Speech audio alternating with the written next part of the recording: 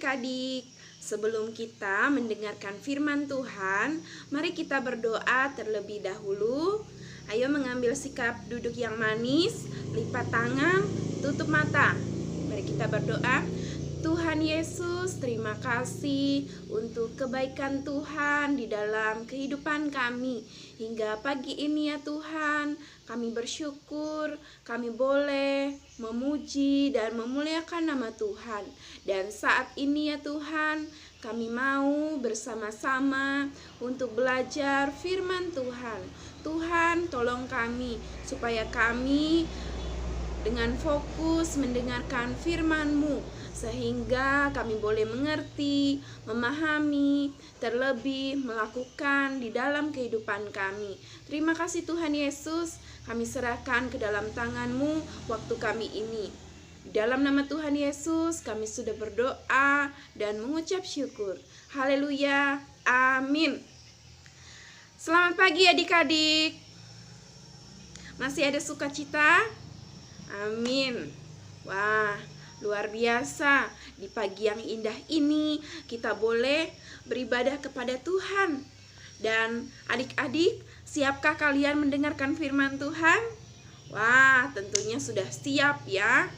Jadi harus duduk tenang, tidak boleh colek kiri, colek kanan, ataupun ganggu temannya. Bahkan rasa ngantuk harus dilawan. Jadi adik-adik, sebelum kakak memulai cerita, kakak mau tanya, adik-adik di tempat ini semuanya memiliki saudara, memiliki kakak ataupun adik yang ada di rumah? Wah, semuanya punya ya. Berarti kita semua yang ada di tempat ini tidak ada yang merupakan anak tunggal, namun kita semua memiliki saudara. Nah, kalau memiliki saudara, pernah nggak adik-adik bertengkar, berkelahi sama saudara? Pernah? Pernah atau tidak? Wah, tentunya pernah ya. Dalam hubungan persaudaraan itu ya cukup wajar jika ada pertengkaran, perkelahian di antara saudara. Tetapi adik-adik kalau bertengkar sama saudara nggak boleh ada rasa iri ya, ataupun benci. Bahkan rasa marahnya berlarut-larut. Itu tidak boleh punya kepribadian yang suka dendam ya. Tetapi harus segera memaafkan. Nah, jadi hal-hal yang tidak wajar yaitu iri hati ya, dendam, dan kebencian. Nah, kalau gitu hari ini kakak mau cerita tentang tokoh Alkitab yang terkenal. Dia merupakan salah satu dari 12 bersaudara. Dan dia juga merupakan anak kesayangan ayahnya. Wah, siapa ya? Adik-adik bisa tebak? Itu siapa? Iya, pinter. Itu adalah Yusuf. Jadi, hari ini Kakak Ladi akan cerita tentang Yusuf yang dipelihara oleh Tuhan. Yusuf yang dipelihara oleh Tuhan. Nah, ada yang tahu Yusuf ini anaknya siapa? Yusuf ini anak dari Yakub dan Rahel. Ya, Yakub dan Rahel. Dan Yusuf ini merupakan anak yang ke-11 dari 12 bersaudara. Wah, banyak sekali ya mereka bersaudara.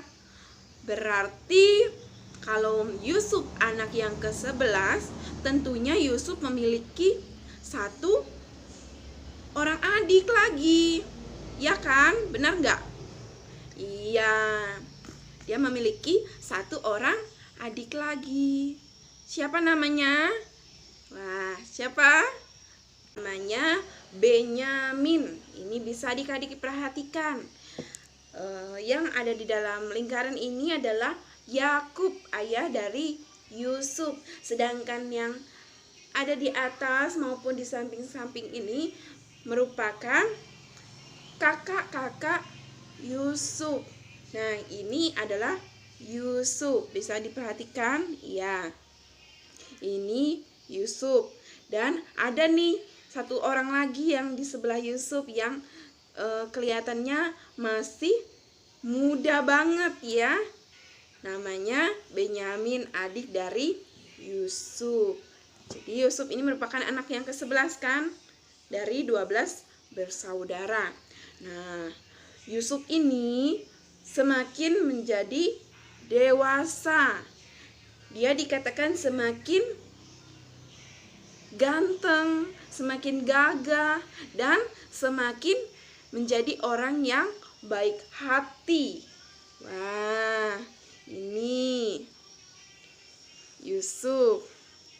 Dia sedang bersama dengan ayah dan saudara-saudaranya. Kira-kira apa yang terjadi ya? Apa yang dilakukan ayahnya itu? Sedang memegang pundak Yusuf. Adik-adik, ternyata Yakub, ayahnya ini sedang memberikan jubah yang sangat-sangat indah kepada Yusuf. Tetapi kepada saudara-saudara Yusuf yang lain tidak diberikan. Kalian tahu nggak alasannya kenapa? Alasannya karena Yakub ini sangat-sangat mengasihi Yusuf daripada anak-anaknya yang lain. Sehingga dia memberikan jubah yang sangat indah hanya kepada Yusuf. Kalau begitu, gimana ya perasaan saudara-saudara Yusuf? Wah, adik-adik, perasaan mereka menjadi tidak suka kepada Yusuf. Timbullah rasa benci kepada Yusuf. Sehingga mereka tidak mau lagi menyapa Yusuf, tidak mau lagi menegur Yusuf dengan ramah. Wah, kasihan ya Yusufnya kalau saudaranya sudah gak suka sama dia, sampai-sampai mereka menjauhi Yusuf. Ya adik-adik. Namun suatu ketika saat Yusuf tertidur, ia pun bermimpi. Dia bermimpi. Lalu setelah bangun, Yusuf pun menceritakan mimpinya kepada saudara-saudaranya bahwa dalam mimpinya ia sedang berada di ladang dan sedang mengikat berkas-berkas gandum. Ini kalian bisa perhatikan, ini berkas-berkas gandum ya. Namun yang dilihat oleh Yusuf, berkas yang diikat oleh Yusuf itu berdiri tegak. Sedangkan berkas-berkas saudaranya datang, tetapi dengan keadaan yang merunduk. Sehingga dalam mimpi itu Yusuf melihat berkas-berkas saudara-saudaranya mengelilingi dan sujud menyembah kepada berkas Yusuf. Mendengar apa yang sudah disampaikan oleh Yusuf tentang mimpinya, saudaranya pun marah. Mereka mengatakan kepada Yusuf, "Apakah engkau ingin menjadi raja atas kami? Apakah engkau ingin berkuasa atas kami?" Maka semakin bencilah saudara-saudara Yusuf ini kepada Yusuf. Tetapi mendengar perkataan saudaranya, Yusuf hanya diam saja. Kemudian ketika Yusuf tidur, ternyata dia bermimpi lagi. Wah adik-adik, kalian tahu nggak, mimpi yang kedua ini Yusuf ceritakan lagi kepada ayah dan saudara-saudaranya. Dia menceritakan bahwa dalam mimpinya ia melihat ada matahari, bulan, dan 11 bintang sujud menyembah kepada Yusuf. Wah, mendengar itu ayah Yusuf pun menegur Yusuf. Menegur mimpi yang diceritakan oleh Yusuf itu. Dan saudara-saudara Yusuf semakin besar kebencian mereka kepada Yusuf. Nah, suatu kali saudara-saudara Yusuf sedang menggembalakan kambing domba. Lalu ayahnya Yusuf, Yakub ini memberikan perintah kepada Yusuf untuk menyusul kakak-kakaknya. Tentunya Yusuf disuruh membawa makanan untuk kakak-kakaknya, serta melihat keadaan kakak-kakaknya yang sedang menggembalakan kambing domba. Apakah mereka di dalam keadaan yang baik-baik saja atau tidak? Nah, karena Yusuf ini merupakan anak yang taat, anak yang sangat nurut sama orang tua, dia pun mengiyakan, dia pun siap untuk melaksanakan tugas dan tanggung jawab yang ayahnya berikan. Kemudian pergilah Yusuf ke padang untuk menyusul kakak-kakaknya. Nah, ketika Yusuf sedang di perjalanan dan sudah mendekati daerah kakak-kakaknya, ternyata keberadaan Yusuf ini, bisa adik-adik perhatikan, ini Yusuf sudah diketahui oleh kakak-kakaknya bahwa ada Yusuf datang. Wah, ada Yusuf datang ya. Ada Yusuf datang. Lalu ternyata kakak-kakaknya ini bukannya senang adiknya pergi nyusul mereka, mereka justru sepakat merencanakan hal yang jahat kepada adiknya. Rencana jahat apa ya? Iya, mereka merencanakan untuk membunuh serta membuang Yusuf ke sumur. Wah, mereka ternyata berencana yang sangat jahat kepada adik mereka ya. Sehingga ada di antara kakak-kakak Yusuf ini mengatakan, "Lihat, tukang mimpi itu datang. Mari kita membunuh dan melemparkannya ke sumur. Dan kita mau lihat apa yang akan terjadi dengan mimpi-mimpinya yang dia sudah ceritakan sama kita selama ini." Tetapi adik-adik, ternyata di antara kakak-kakaknya yang jahat itu, ternyata ada satu orang kakak Yusuf yang masih memiliki belas kasihan kepada Yusuf. Ya, dia adalah Ruben, namanya Ruben ya adik-adik. Dia kakak tertua dari 12 bersaudara itu. Nah, Ruben ini melarang saudara-saudaranya membunuh Yusuf. Tetapi Ruben mencari cara supaya Yusuf itu bisa dibebaskan. Yaitu Ruben mengatakan kepada saudara-saudaranya, lebih baik kita membuang saja Yusuf itu ke sumur. Karena di balik rencana yang direncanakan oleh Ruben itu, dia mau melepaskan Yusuf dari tangan saudara-saudaranya yang jahat. Nah, ketika Yusuf sudah sampai kepada saudara-saudaranya, langsunglah saudara-saudaranya yang jahat itu melepaskan jubah yang sangat indah yang dipakai oleh Yusuf. Kemudian mereka langsung mengangkat dan membuang Yusuf. Ini adik-adik bisa perhatikan. Mereka mengangkat dan membuang Yusuf ke sumur. Nah, tetapi syukurnya sumur yang ada ada saat itu yang mereka buang adiknya ke dalam sumur, ternyata sumur itu sudah kering. Dengan demikian, Yusuf masih di dalam keadaan yang cukup aman karena tidak ada airnya. Sementara saudara-saudaranya pun duduk di luar sumur itu. Mereka duduk sambil makan karena Yusuf membawa makanan. Ya, adik-adik, ternyata saudara-saudara Yusuf ini gak berterima kasih ya kepada Yusuf. Mereka malah merencanakan hal yang sangat jahat kepada Yusuf karena rasa benci mereka kepada Yusuf.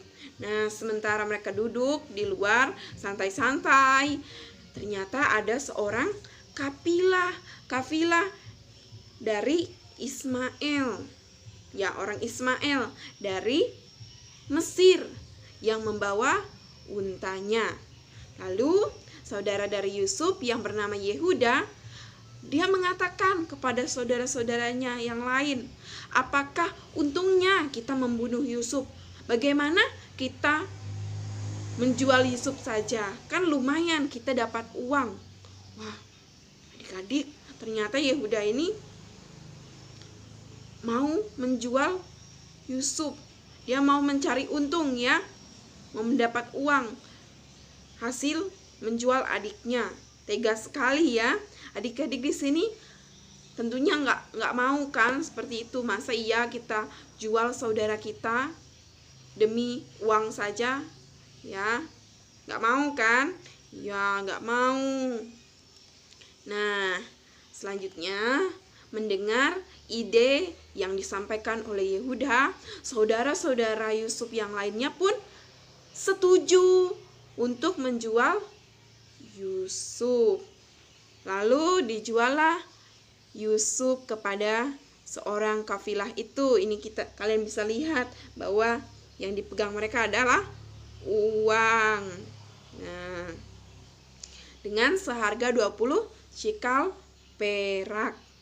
Nah, karena Yusuf sudah dibeli oleh seorang kafilah Mesir, tentunya Yusuf harus dibawa oleh kafilah itu ke Mesir. Lalu di Mesir, Yusuf pun tinggal bersama dengan orang kafilah itu. Tetapi kemudian seorang kafilah itu pun menjual Yusuf di pasar budak.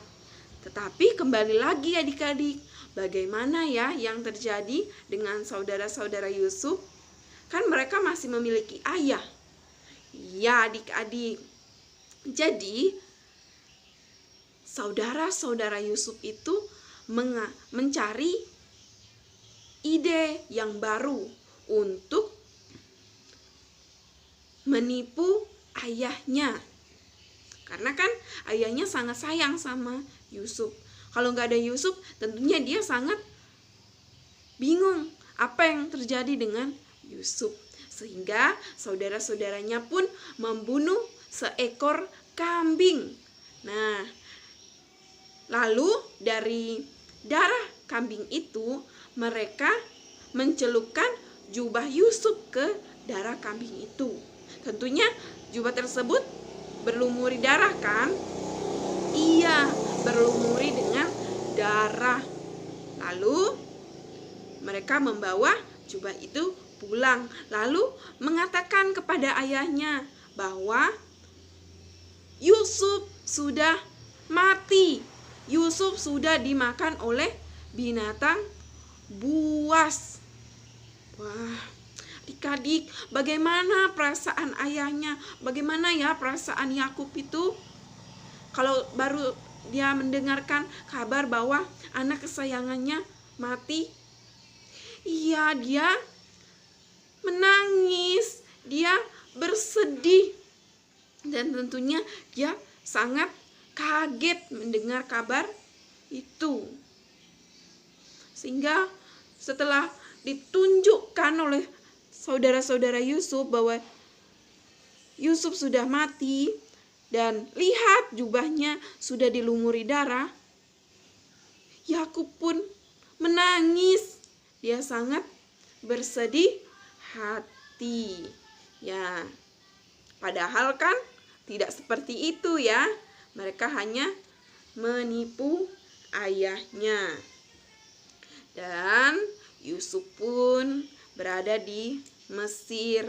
Dia kemudian dibeli lagi oleh kepala pengawal raja ya, yang bernama Potifar ya.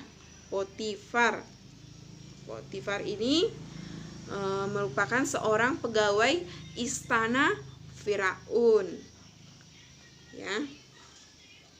Tetapi sekalipun Yusuf sudah berada di Mesir, dia sudah dibeli menjadi budak, tetapi Tuhan sekalipun tidak pernah meninggalkan Yusuf. Tuhan selalu menyertai Yusuf, sehingga ketika Yusuf tinggal bersama Potifar, Yusuf ini menjadi seorang yang sangat-sangat dipercaya oleh Potifar. Semua pekerjaan rumah, segala kuasa yang dimiliki oleh Potifar itu serahkan kepada Yusuf, karena dia melihat Yusuf ini adalah seorang yang sangat diberkati oleh Tuhan. Apa yang dikerjakan oleh Yusuf itu selalu berhasil ya. Dan Yusuf juga merupakan anak yang baik, anak yang jujur. Sehingga dengan demikian Potifar itu tidak ragu-ragu untuk memberikan kepercayaan yang sangat besar kepada Yusuf. Ya. Dan dikatakan oleh Alkitab bahwa Yusuf ini adalah seorang yang sangat gagah, tampan ya, dan memiliki perilaku yang baik, sehingga ternyata istri Potifar menyukai Yusuf adik-adik. Wah, dia kan sudah punya suami, kok dia menyukai Yusuf? Ya, itulah dia tertarik dengan Yusuf. Nah, suatu ketika Yusuf ada di rumah dan Potifar sedang tidak ada di rumah, istri Potifar ini selalu mengajak Yusuf. Dia membujuk Yusuf untuk tidur bersamanya. Nah, tetapi Yusuf ini tidak mau. Dia selalu menolak ajakan dari istri Potifar ini. Sehingga suatu ketika Yusuf sedang masuk di dalam rumah. Dia sedang mengerjakan pekerjaannya, tugas dan tanggung jawabnya di dalam rumah. Sedangkan saat itu rumah Potifar hanya ada istrinya Potifar saja, sedangkan orang-orang yang lain itu tidak ada. Wah, adik-adik, kalian tahu bahwa istri Potifar itu memaksa Yusuf untuk tidur bersamanya.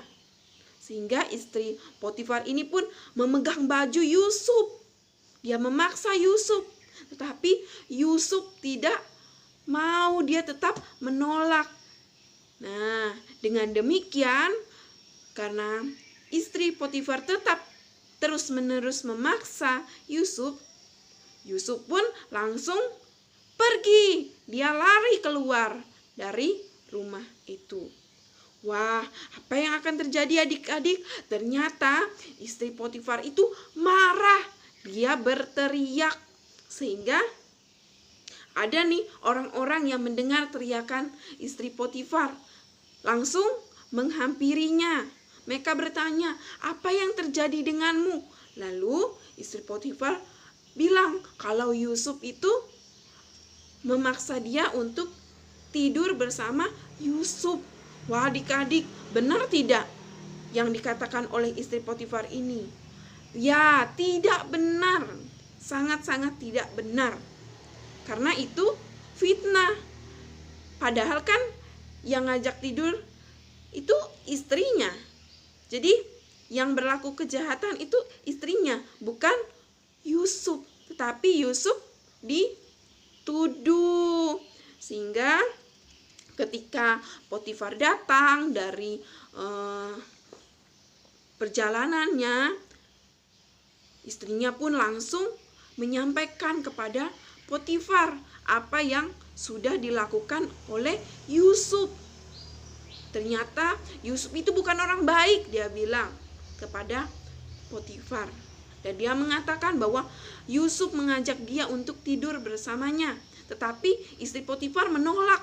Wah, adik-adik, ternyata istri Potifar ini sangat-sangat jahat, memfitnah dan menuduh Yusuf yang tidak-tidak ya. Sehingga mendengar itu Potifar menjadi sangat-sangat marah. Dia sangat marah sehingga Potifar pun memberi perintah kepada pengawal istana,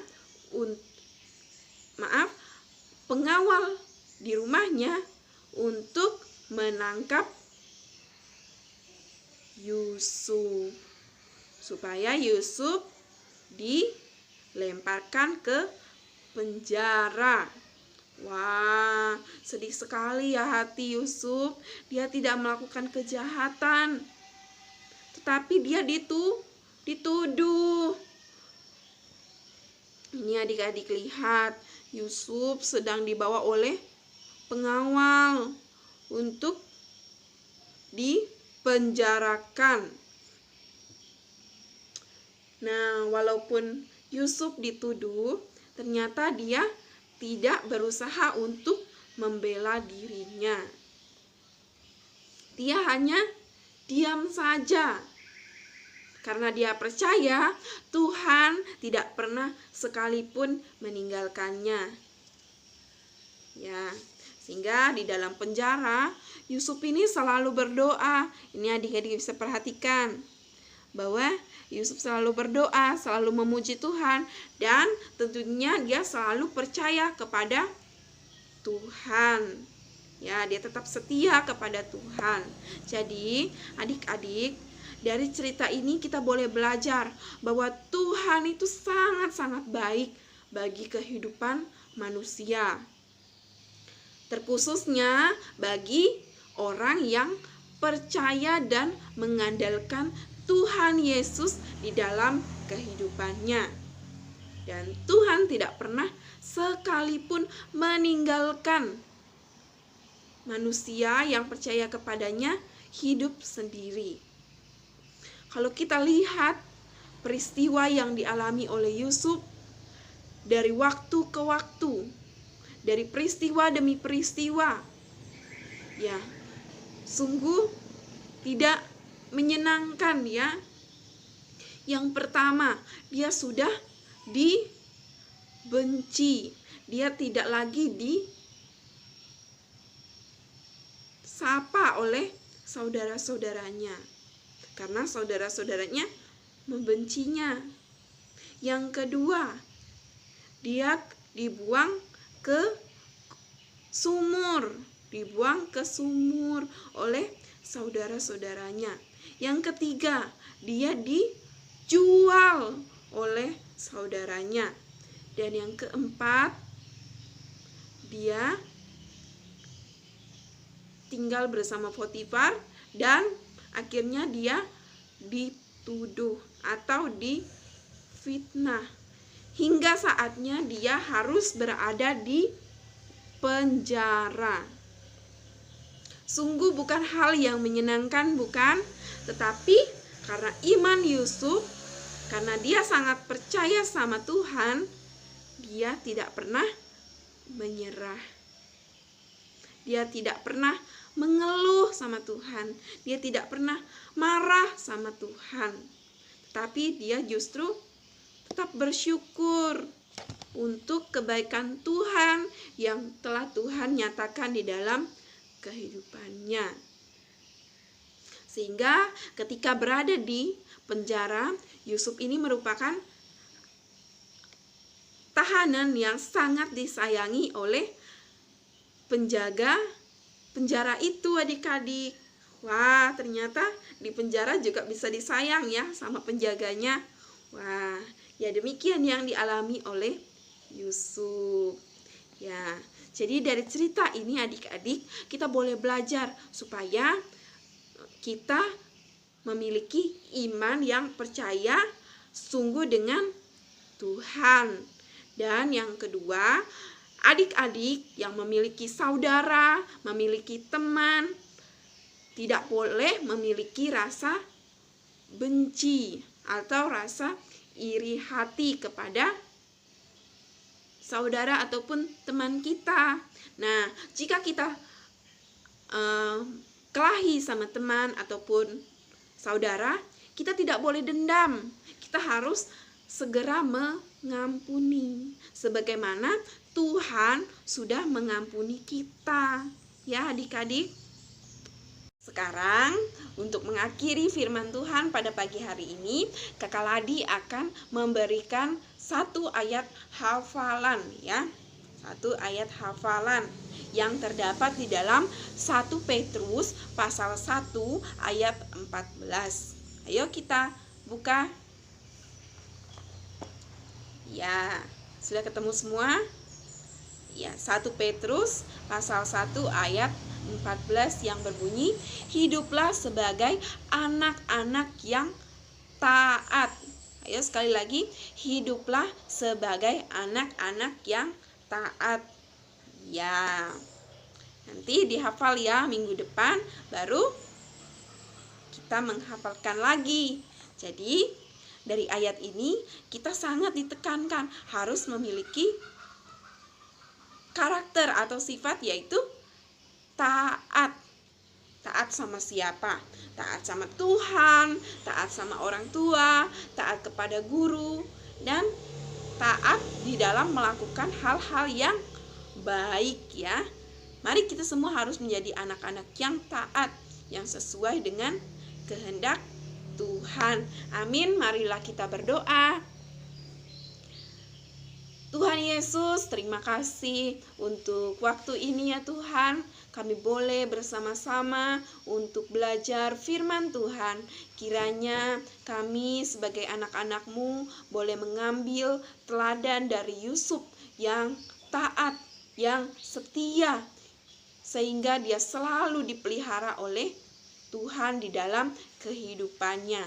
Terima kasih ya Tuhan, biarlah firman Tuhan ini boleh kami lakukan di dalam kehidupan kami hari lepas hari.